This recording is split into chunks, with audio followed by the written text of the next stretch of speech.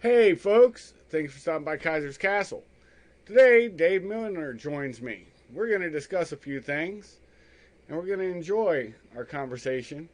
And I hope you guys do. I seem to always see that people enjoy talks with Dave, they like talks with Baz, and they like talks with Holland.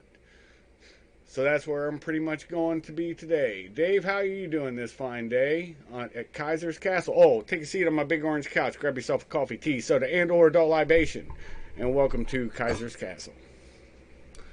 All right, I'm doing great, Kaiser, and I want to welcome the listeners on the Unpleasant Blind Guy page at Spreaker.com. Guys, this is obviously another one of my tandem shows with Kaiser Schuff, a man of much experience far and wide, and uh, quite a bit of knowledge to go on top of that. So I think you guys are going to enjoy this. We're probably going to go for a little over half an hour, just so we can squeeze into my hour-long time frame and all of that, just to be sure. But well, let's get going, Kaiser. Thank you for having me on, brother. Oh, you're more than welcome, Dave, and thank you for having me on. This simulcast will be awesome. So, where do you want to start today, brother? We've got a half hour. Let's make the most of it. Okay, all right. Well, yeah, we can go a little bit over half an hour, but I just want to make sure because I do promos at the end, of course. No, I don't do commercials. So I gotta say, man, it's been an interesting news day. It's been an interesting news time. I'm noticing a few.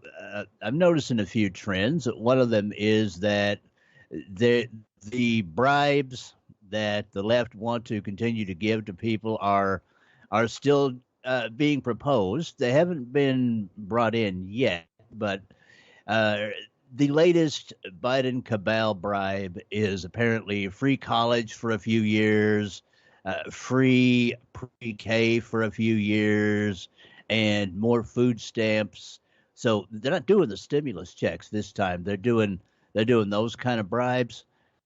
But let's just face it, bribes is all it is because the Biden quote unquote, well, the Biden residency, I'll steal a phrase there, has been an unqualified disaster so far, and even the left can see it. Oh, I agree, man. I agree. I'm just thankful that my son finally did his time in the Marine Corps. He's out of it. So that Grandpa Caligula, to use the turn of phrase that the punk rock movement used to use for Ronald Reagan back in the day, can't make my son go to war. Oh, that is beautiful. Praise God for that. I'm extremely happy that he's out. Especially, I mean, my God, I don't see how he was able to serve at all. And my brother, who was in the Air Force, got out in sometime during the first Clinton administration because morale was beginning to head to the toilet even then. So I I tip a glass to your son who has mad props and respect that he was able to serve under these conditions because you know yourself, having served in the military since the 1980s, how leftist, I don't want to say woke, I hate using that phrase, the military has become even since then, from reducing training so that they can concentrate on recycling to just narrowing down on the free speech, at least that military personnel have within the military, which they don't technically have that anyway. But I'm just talking about like stopping a woman from having an American flag on her desk and things like that. Uh, to having to address someone who is a gender bender by whatever they decide they are. The fact that those who have served since all of this crud began is just makes me respect them even more. And I'm really glad your son's out, brother. Well, in all honesty, Uh, he only served a few months into this idiot's presidency. Most of his time was under what's his name? Trump, our last great commander in chief, What President he was? Trump, Oh, 45. okay. I was going to say Reagan. Wow. No, no, No, no. okay. All right. I started under Reagan. I started under Reagan, so I was blessed, and the Gulf War was my first war, and I'm adept to it. That's sort of what I do for a living as a bag man. But anywho, the point is, I'm just glad he's out because he told me. I mean, he couldn't hold hands with his wife in uniform even at the Marine Corps ball or something. There's certain things under the UCMJ, Uniform Code of Military Justice, you just can't do. And yet the homosexuals in his shop where he worked, he would see the two lesbians French kissing on duty in uniform, and the two homosexuals would do it. And nobody said boo once Grandpa Caligula got in, the new one that deserves that name, by the way. I mean, the apple didn't fall far from the tree, and the good son, what's the old Billy Joel song? Only the good die young. The good son did die, unfortunately, and he's his other son is as trashy as he is, and as corrupt. And that's all I'll say. And notice I'm not saying names.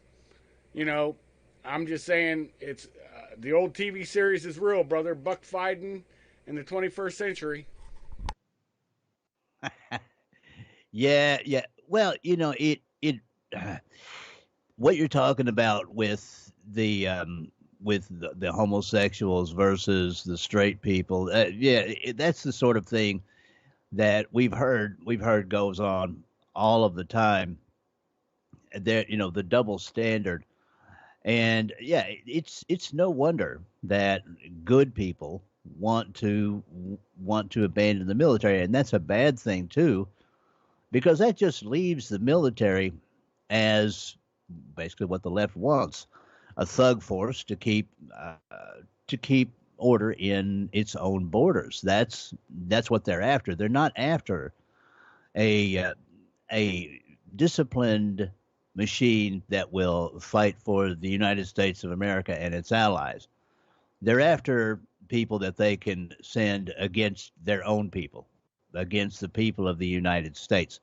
Because if you notice, all of their policies at this point are getting more and more and more socialist. The giveaway bill, the entitlement bill that again the Biden cabal wants.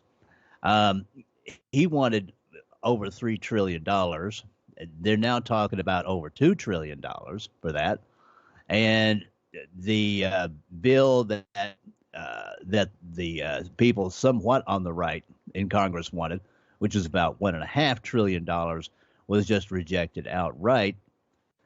There's that going on. You've got their now attack on red meat, which is a part of the leftist agenda. That's going on. Everything is being turned upside down, and at some point, I've said this before. At some point, even the leftists are going to say, "Nah, man, this is going too far," and that is what I think, very sadly, and it makes my heart sad because I've had a lot of family in the United States military, mostly Army, right? And it makes me really sad to think that our once proud military is being subverted to the purpose that the left want for it. Oh, well, it's worse than that. The whole vaccine mandate. You got to understand, we're losing our pipe hitters. Special Forces, DevGru, ODA is Special Forces. Any of your major operators in any agency that actually know something, you're going to lose this. And we had this before.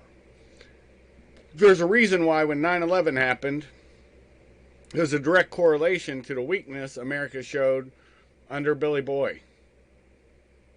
And, the playa in the White House.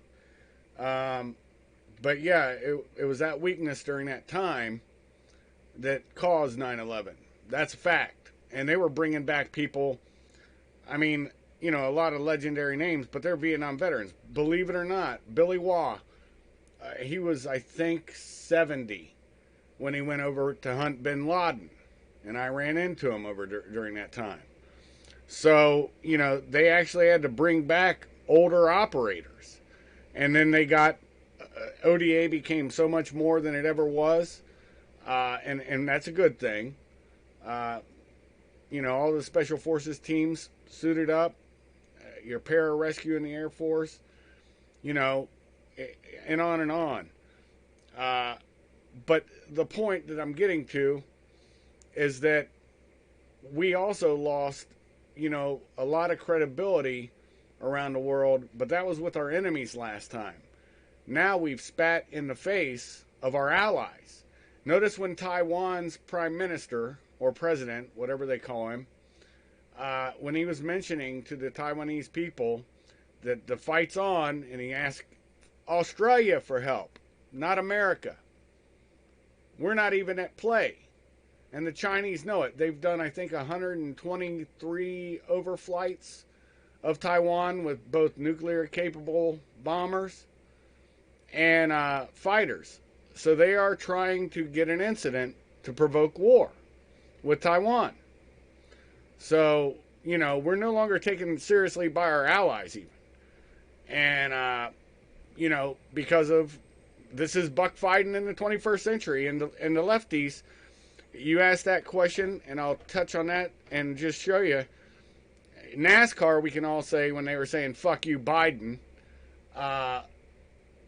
NASCAR, covered it up with go on Brandon or something, whatever the woman said.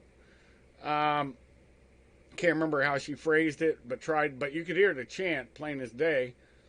And then the other thing that blew me away was spontaneously on colleges. A leftist hide, to be sure.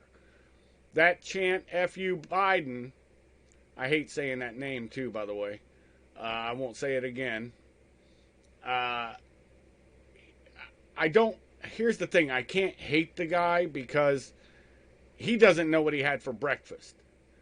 And what I see is actually, now he's evil and corrupt, don't get me wrong, his past is his past. And an apple doesn't, or a leopard doesn't change its spot, and an apple doesn't fall far from the tree, usually.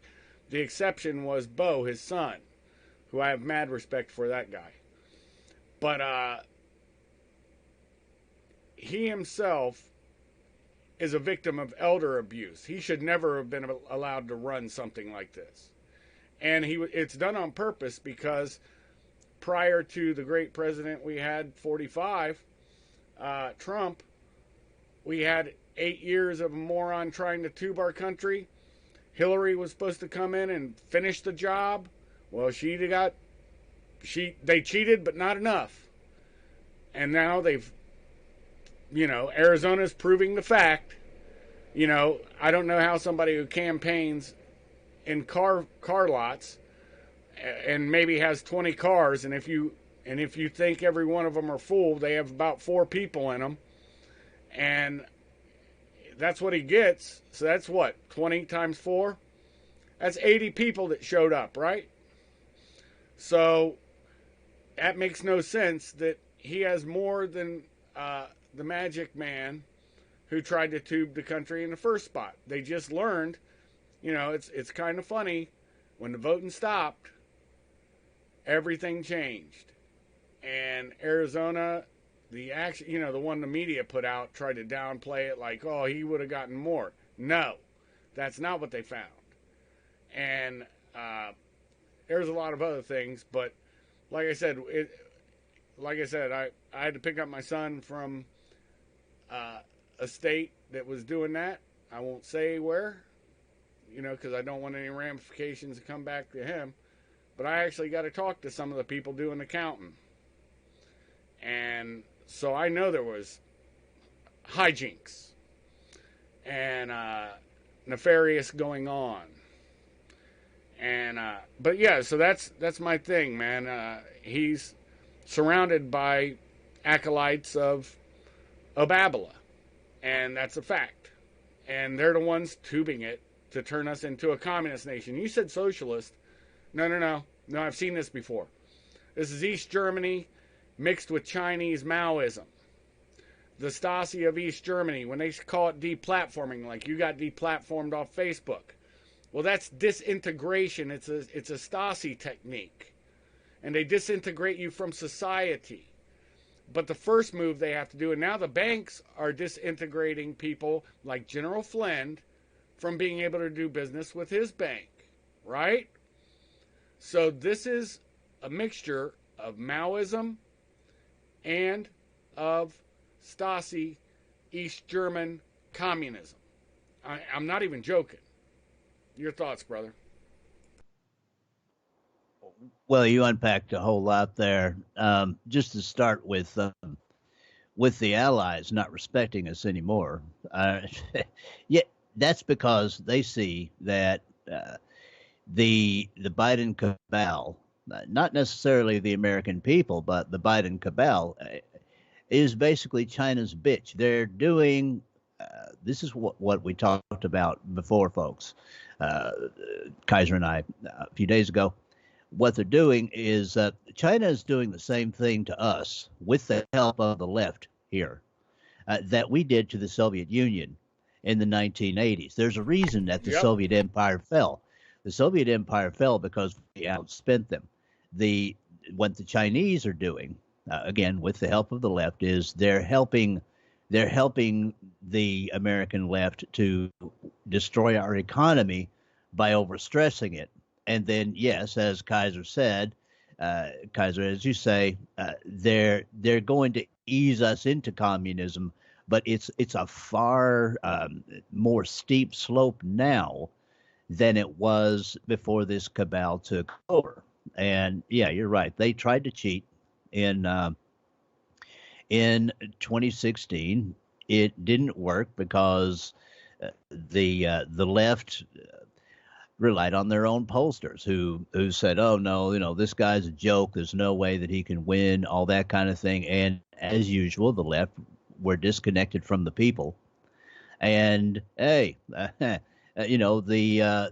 guy with the as BZ puts it, the dead orange cat on his head, wound up in the White House.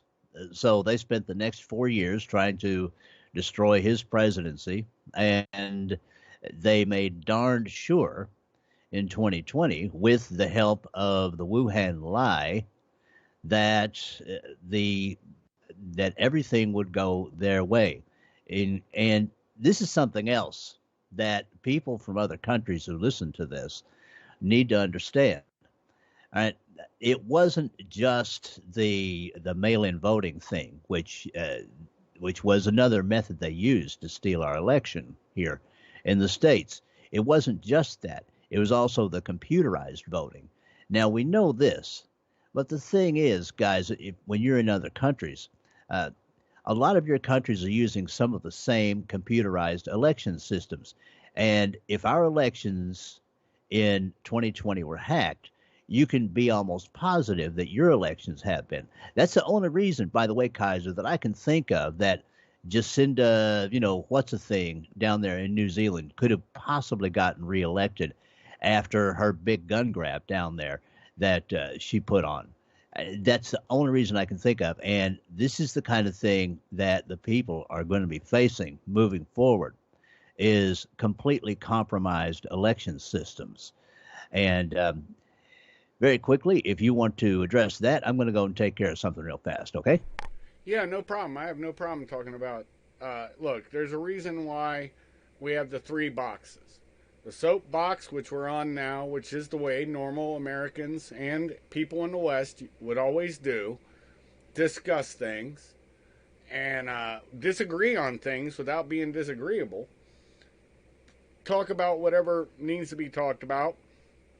And yet you have, people, I may not be able to publish this on YouTube because we've talked a little bit too much about the election. But you have the soapbox first, and it's now digital and controlled by the digital overlords, or that's what they think at least. There is alt tech, and I'm on alt tech too. Um, but the point is, the next one is the ballot box. And the ballot box is important because the people have to trust everything that's happening. And everybody forgets Athens, Georgia, after the Second World War. It was called the Battle of Athens. The sheriff was corrupt, a bunch of things, a bunch of corruption, and there's a movie out called The Battle of Athens. That's why it's called that. They were stuffing boxes, and the veterans, which was a large portion of Athens, Georgia, said, hey, they're still in the vote. Because they did. They came into where the ballots were being counted by the lady electoral, whatever they got in America, the Women Voters League or League of Women Voters. That's what it is. Right. I'm sorry. And they took the ballot boxes, ran to the sheriff's office with them, and the vets all went down with guns because they had to resort to the cartridge box. And they got in there and took the ballots, and the public counted it. That made the public know it was a valid vote because they did it out in public.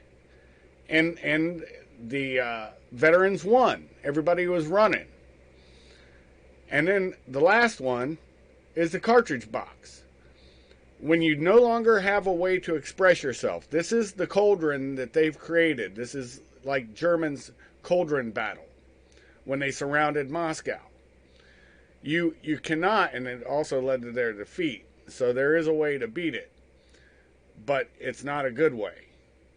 When you no longer trust that your voice is getting out there and you're not venting, and that's your soapbox, and your ballot box, nobody believes in the integrity of it anymore. What's left? The cartridge box. Those three are immutable facts. And, I've seen stuff like this in second and third world countries firsthand. But to have it in the first world so blatantly, and you talked about the stressors to the economy. You ever think there might be a reason why the Chinese, if one person, and they're also doing it in Vietnam, one person has COVID, they shut down the port for 14 days. And they consistently have been doing this. And our ports in Los Angeles and the other port, I'm mind dumping it now. It'll come, New York? No, not New York. It's it's still in California, Los Angeles, and anyways, I think San Francisco. I may be wrong. Maybe Oakland, wherever it is. Well, there's also the port of Seattle. Well, yeah, no, they have another big port in California too, brother. Anyways, both of those ports in California have 65 container ships. And that's why they're saying shop early for Christmas. So they're manufacturing a panic again. They're saying that we're not going to have staples. This is all manufactured. And the Chinese are helping with it. So it's aid and comfort from the enemy to us. Figure this out. But they're aid and comforting only one side to try to tube America. And our elected officials who swore the same oath I swore to the Constitution, protect and defend the Constitution of the United States, and listen to the orders of those above me. But you also have a right to, if it's an unlawful order, disobey it. Sure, you may go to the brig. You may be put in jail. But as long as you acted out of conscience, you're fine. And if I did something legit and I believed it to be truthful, and that's the problem we're going to have with our military, because I saw a lot of it when I was in too, because I didn't get away from government until 2000. Last time I worked for them was 2008 directly. 2009 was the last time I contracted directly with the government, the U.S. government. I'd work for their interest, but I decided what jobs and who I'd work for. I just wasn't going to be involved in like the stuff that they were doing in the U.S. government, and a lot of problematic things under Obabala, to be sure. So I ended up just to let you know, I was like, I'm seeing through it, and I saw when a lot of people forget Obabala fired a lot of generals and admirals. Might be a reason. And when everybody was saying the idiots who listen to Q stick to the plan, and they're talking about January 6th and all this stuff, and I'm like, idiots. Q's not real anymore. You know, Q ceased to be real a long time before that. And these Q bots kept saying this, that, and the other.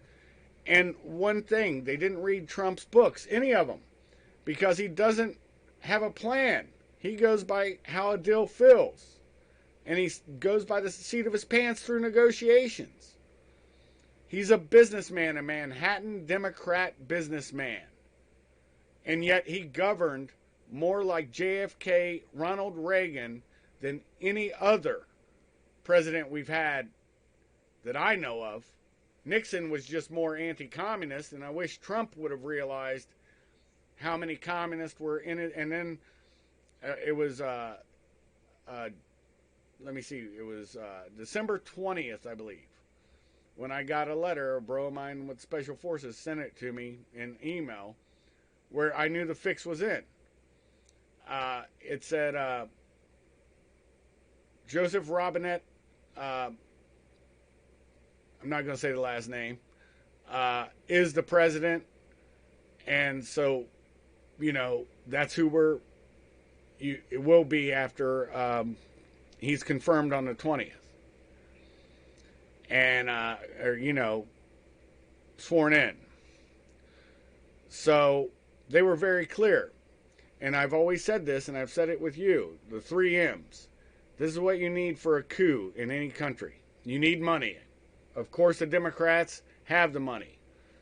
You know, there's no more of these country club Republicans. We have country club Democrats. And they're in with the corporations. Well, corporation and government, a mixing of that, I think that's called fascism by Mussolini's definition. And so then you got the money. They have the media anyways, always have. Since at least Nixon, that I can remember as a young kid. Well, they all always leaned that way. Yeah. And I think there was even an illusion that they were, you know, being equal, you know, in treatment. Because that I never saw that in my lifetime. And then the last M, the military. Well, they never had the military until after Obabala. And on that letter, that proved we no longer have an impartial military that we can trust. So they've destroyed trust in police. They've destroyed trust in basically even local politicians for the most part. And they've destroyed, and all politicians really, destroyed trust of the media. And they finally nailed in the coffin with the trust that the American people had on the right, and it was all a part of normalization. This was talked about by Yuri Bezmenov back in the day with G. Edgar Griffin, I think. Anyways, Creature from Jekyll Island's his book. I've got the book. I'm mind dumping on his name. So that's my thinking on it. You run with wherever you think I went with that. All right. Well, one of the things that you didn't mention, but of course you did know this, and it's bothered me ever since it happened, was that not only did Obama fire a bunch of seasoned veteran officers out of the military, he did the same thing with non-coms. And while I understand that the officers are very important, particularly on the political level, Yep. You see that with Milley, I understand that part. But when it comes to getting rid of the seasoned non-commissioned officers, You can do practically anything you want with the military after that because it's the non-commissioned officers who who have been in for a number of years, who know how the system works, who know how to do things, who know how to train, who have the soul of that military service, whatever it is, in them, and they project that out.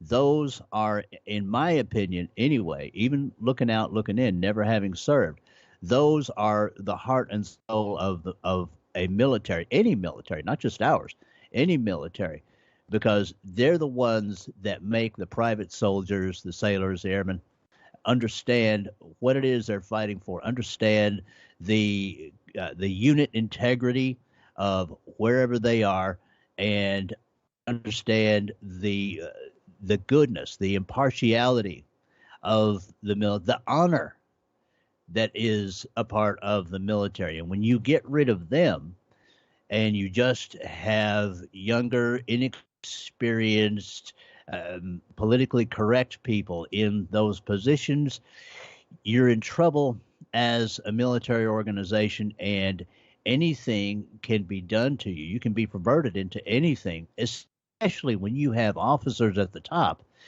who have decided that that money and position and power and things like that are more important than anything else.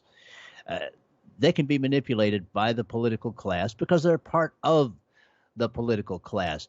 And that is when you have a military that is no longer a military. It is just a really, really fancy bunch of mercenaries. Well, I call it the anatomy of the military. Think of the officers as the head, okay? And think of your non commissioned officers, your NCOs. That's your backbone. That's the backbone of the military, right? The spinal cord, the whole core of it, right? You're exactly correct. And then the arms and legs are your lower NCOs, and I mean, even the senior NCOs are going out in combat and stuff, and same with the officers. Don't get me wrong, but what I'm trying to do is just anatomize it so you can see all the way from a corporal to a private. That is the arms and legs predominantly, because they're the ones that are being told. Now, you can have bad NCOs. Trust me, I've run into them. And shit NCOs can turn a company into shit. And, a company of whatever troops. Good NCOs, well, they'll instill everything that you said. But a shit NCO's the kind that just the yes man. I hate yes men. That's why I always say, disagree with me. I don't want anybody to agree with me about anything. I'll point my point of view out, and other people can ta-ta on it or agree with it. It matters not to me. But at least I've said it. See, once you've said something, it's out there. And even if you say something for whatever reason, for any other reason, that's going to be out there too. And there's a maturity that comes with age, where you realize everything culminates. And I don't know, man, it's just a different way of thinking that I have, especially now. I think everybody needs to get more vocal and needs to act local. That means get out there and take over your boards of education. Take over the mayor's office if it's communist. And then from there, a sheriff, if they're acting communistic, put one in there that's not. And then you just keep correcting it all up the line. That's the only way we can do this, because basically, look, everybody's ignoring the mask mandate that's anybody sentient. This is just another way to dehumanize you. Why do you think we put hoods and blindfolds and shit over people's heads? It dehumanized them. So it's all lunacy. And you voluntarily are putting on the burqa every time you put the face diaper on.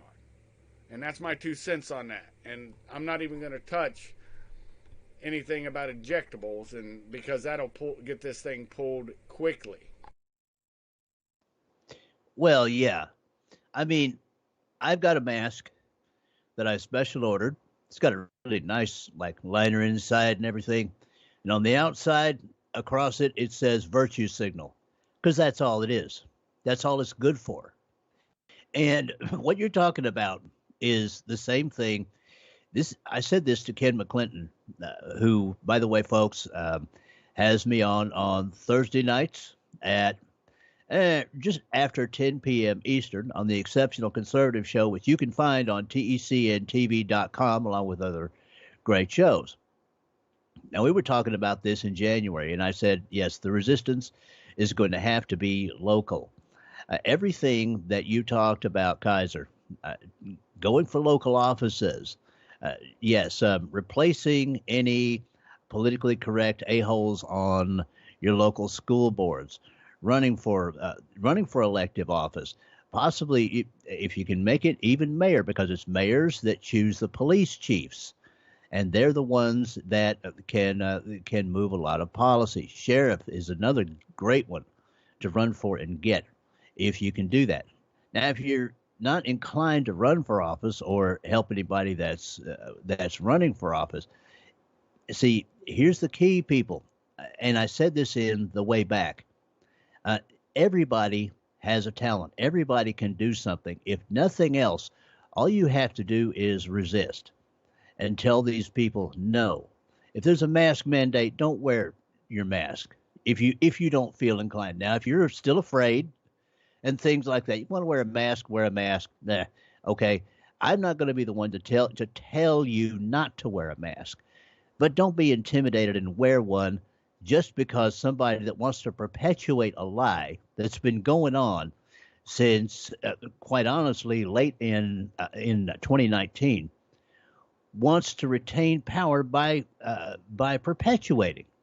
All right, it's just resisting, and that is what is going to happen when the bad guys have the top, the good guys have to work from the bottom, and yes, it's going to make a difference. Now, is it going to make a difference in the near term? You may disagree with me on this one, Kaiser. I don't believe that it will, but that doesn't mean that you don't keep on doing it. And that doesn't mean that, well, first of all, you don't want to go out like a punk. Okay, you don't want to be telling your grandkids, who wonder about why they're not free anymore, why they aren't, and you don't want to be telling them, yeah, I didn't do very much. I just Netflixed and chilled and wore my mask, and I went and had the Wuhan biomod injected into me and things. You don't want to do that. That's emasculating. Even if you're a woman, it's dewomanizing. You want to be that point of resistance because you want to show the future generations that is possible. And guys, that will happen. Okay, that's when I put the way back together, a plan to preserve our documentation, which shows who we are as Americans, the core, the self-rule, the personal liberty, those kind of things. I was aiming for a later generation, and if you resist now, you'll be doing the same thing. And by the way, Kaiser, I want to point out one little factoid here. In 2013, when I made the way back, I predicted that the Constitution, the Bill of Rights, and particularly the Declaration of Independence would one day be banned. Now, folks, you can find this at Campus Reform. The National Archives put a dangerous language warning on their website beside the Constitution and especially the Declaration of Independence. Yep. That claiming that there is quote unquote trigger language there. People, guys, please comment on this. People, this is the first stage towards a ban. Kaiser? Yep. I agree with everything that you just said because it's factual. The one thing, if you do want to, and I'm vaccinated, I've got the card, okay? But that was a choice between myself, I had to fly somewhere. And I had no choice. But I did have a choice. I could have said no. But instead, it meant something to do it. So I decided, well, I'll do that. And I have a nice mask. You know what my mask is? It's basically screen. And that's the only time I've worn a mask during the whole time on the flight, and nobody said boo. So, like I said, you can see through it when you get close. You can tell it's not really even doing anything. It's a screen. I already had this, when you said when it started, I had this back in 2018, COVID. I know that for a fact. Fort Bliss gave us hydroxamine chloride or whatever it is. Hydroxychloroquine. Hydroxychloroquine. And I got the bottle somewhere, and I do have the other bottle right here, 100 milligram doxycycline. And we were supposed to take these prophylactically. Well, I had a lung infection when I came back. That's what I thought, and they thought it might even be something, else, maybe bacterial infection in my lungs. I couldn't go up my own stairs without being winded, brother. Now that lasted. I got out. I left Afghanistan in December of 2018, I think, or maybe November, somewhere around that time, and flew back home. Saw my doc, and so they gave me inhalers, said I had COPD, all this stuff. And anywho, March 13th, I flew to go down to South America to work. And got down there, and that country, when I landed in Brazil, had closed its borders to anybody who's not a legal permanent resident or an actual citizen of their nation. So I had to turn around. I flew back in steerage for the first time. I hadn't done that in a long time, coach. And I'm there with all these little germ spreaders called children in this little silver tube that flies through the air, flying back home. Now, my battery was completely dead on my phone. I've told people this numerous times in my life. You have still got a diode in there that operates your GPS on there. Do not disbelieve me on this.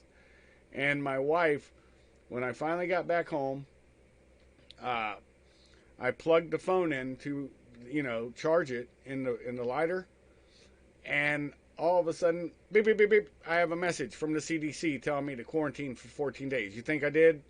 Hell no, but I did go to my box, and I found these pills that I just talked of. And I started taking them. And all of a sudden, my lungs were feeling better. And I was like, wow, okay, that's weird. And then a couple days later, I thought maybe that's why they gave them to me at Fort Bliss, by the way. And remember, Afghanistan's got a finger of it that goes into China. So anyways, when Trump came out and said that he was taking this, I was like, wow, okay. And then my doctor, I was like, it's cleared up. I took this. And my doctor, I consulted my doctor even before I got the shot to find out which shot. And I got the Johnson's. On paper, you know what I mean. And anywho, and next day, by the way, they shut down the Johnson shots because women, the secret to everybody who died or got hurt by it, back in like the 60s, my mom's boyfriend for 27 years until they both died within a month of each other. His wife died from stomach bleeds from birth control. Well, every person who got sick from the Johnsons had that same kind of effect, and they were on birth control. That's the little dirty secret they didn't tell anybody. And so my doc's like, good that you got the Johnsons and all that afterwards. But anyways, when I went back to see my doctor, I finally got in like a week later after I flew back from South America. I told my doctor, hey, I got rid of it. He goes, I want you to go downstairs and take a COVID test. And I'll be damned if it wasn't COVID. I came up that I had the antibodies of it. So I didn't even really need a shot, but to fly. So you see how everything works. This is about control. This is about dehumanization. That's a part of normalization. You can't have the people thinking independently. H.L. Mencken, I think, talked about this. And, a romantic's going to be, wanting to change everything. But they fear more the voices that may not be romantic that might sway a romantic to make change. And I think that's a good little thing to pin at this part of the conversation. I want to hear your thoughts on it, brother. All right. Well, it's about time for us to say goodbye, but I do want to um, kind of expand on the personalization of this, because some of the people, some of the lefties, and hopefully they'll get to hear some of this, are going to say, well, you, Dave, really have no personal stake in this. You say that the biomod is not a good thing and you advise people not to take it. Well, you have no personal stake in it. And actually, I do. Uh, okay, note the NFL's new critical catch campaign, which they've just started, by the way, Kaiser. Where they talk about how people should really go in and get their cancer screenings because they missed them during all of this Wuhan virus crapola. Something that, quite honestly, I had been screaming at the top of my lungs about, metaphorically speaking, on my show and any other show that I could get on since about late spring of 2020. People were missing their cancer screenings, and there were going to be dire effects to that. And, oh, hey, there are. Yeah. I mean, who knew? That's number one. Number two, Ken McClinton, his father is, well, I would say probably in his 70s. He recently went to the hospital, and he had blood clots in his legs when he had never ever had them before. And blood clots are an after effect of this biomod that they want to inject into us that they call a vaccine. Now, thankfully, that Mr. McClinton is recovering at this point, doing very well and at home, but he did spend time in the hospital and he was in danger. And my own brother. Now, my brother's a good conservative, but he always believed all of the hype about the Wuhan, partly because he had already had COPD. But he went ahead and got the biomod, and about 3 weeks ago now, he wound up in the hospital with a tremendous amount of fluid in his lungs that he could not get rid of. They finally were able to get rid of it. But he also had blood clots in his lungs. This biomod, people, is something that you really should research. And I don't mean go to the leftist news sites to research it. I mean do things like I did, which was go to the manufacturers' websites, for instance, and research the delivery method. That's one big reason I detest this thing.